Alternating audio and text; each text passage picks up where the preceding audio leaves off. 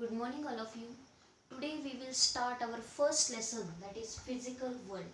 So in this lesson we will cover these topics. The first topic is what is physics. So in that we will discuss the definition of physics. Next it is 1.2 scope and excitement of physics. In that we will discuss the different domains, that is microscopic and microscopic domain.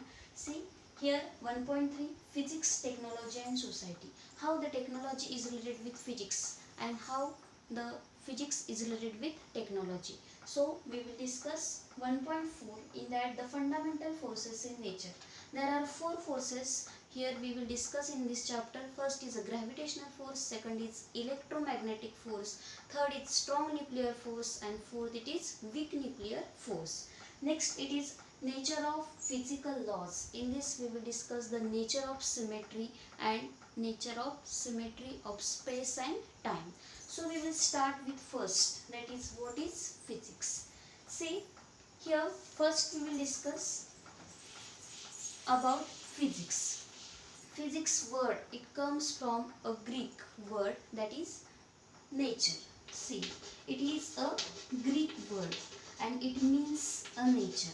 So what is physics? It is study of nature and its phenomenon. It is called physics. So study of nature and its phenomenon is called physics. See here the human is always curious about the world around us. So there are different phenomenons here. You know that the day-night cycle, the annual seasons, it is all these concepts are related to the physics. The beautiful rainbow, you know that eclipse, volcanoes. So all these natural phenomenon, behind that there is a physics. So what is physics? It is nothing but the study of nature and its phenomenon. So next we will discuss about the science. How the word science is originate. The science word is originate from a Latin word, that is scientia. So we will discuss about science. What is science? So it is Latin word and this word is what? Scientia. So what does it mean? It means to know. See, you know that in Hindi we are calling to science, that is Vigyan. In Sanskrit it is Vigyan and in Arabic it is Ilm. So the meaning of it is a knowledge. So the science is nothing but organized knowledge. So what is the definition of science? Here the systematic attempt to understand the natural phenomenon in as much depth and detail as possible. So listen here, in science there are various steps involved in science. So you know that the science is experimenting, it is exploring, it is predicting. There are various features of science also. Here the science, it is ever dynamic. Always the new theories are coming in science. There is no final theory in the science. So the definition of science is a systematic attempt to understand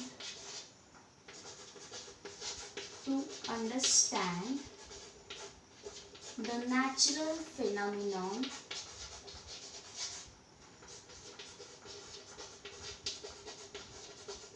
is as much as in depth and detail.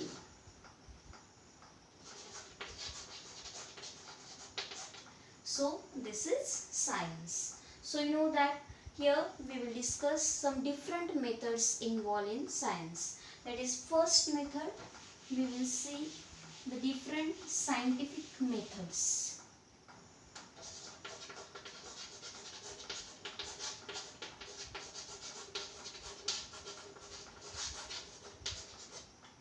First method, that is systematic observation.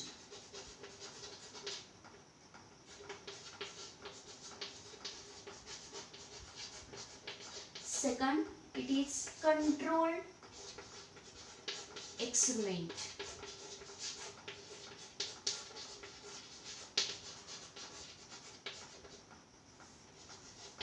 Third, it is qualitative and quantitative analysis.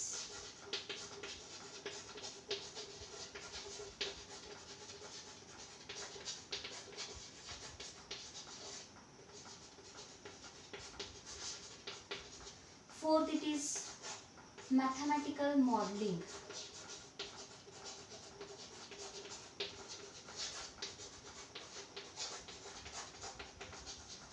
And fifth, it is verification or falsification.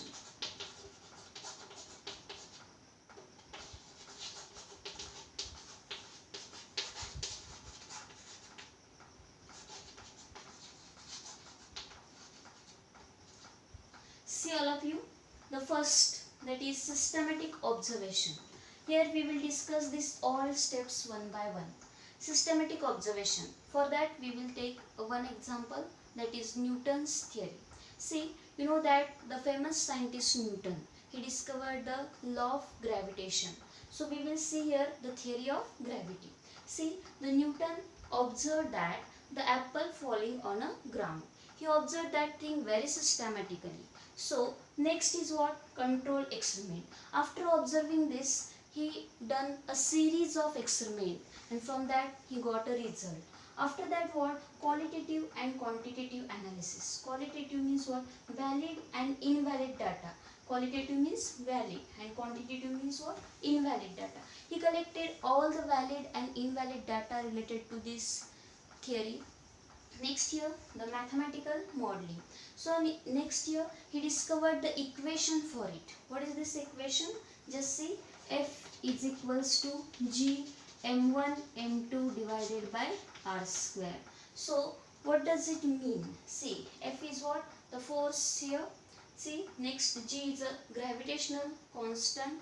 Next it is m1 and m2. These are the masses, and r is what? The distance between the objects. See here, the F is directly proportional to the force of attraction or repulsion is directly proportional to product of masses, and is inversely proportional to square of distance between them. So listen here, he concluded the mathematical equation related to that theory.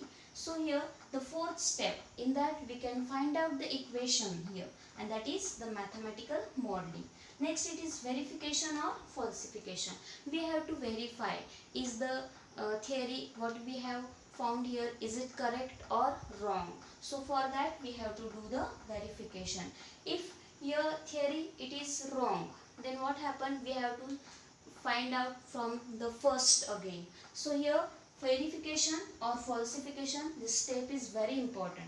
So in scientific method we have to follow these 5 steps. The first, systematic observation, that I have told you already. The Newton observed that the apple is falling on a ground.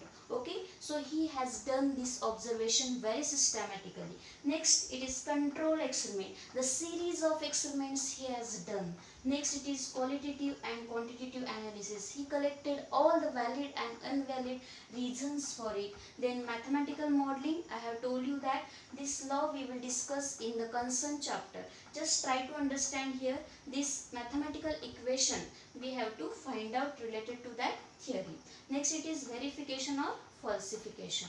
So you know that we have to verify our theory, is it correct or wrong. So these all 5 steps it is involved in scientific methods. So next we will discuss about the 2 thrust areas in physics, that is reduction and unification. So sometime they will ask you what are the thrust areas in physics. That is, first it is unification and second it is what? Reduction. So we will discuss this both thrust areas in detail. So first thrust area in physics, that is unification. Second it is reduction. So try to understand first, that is unification. So as I discussed with you that apple falling on a ground. Okay, the apple falling on a ground. Next it is what? The motion motion of moon. Next it is all planets, you know that the revolving around the sun.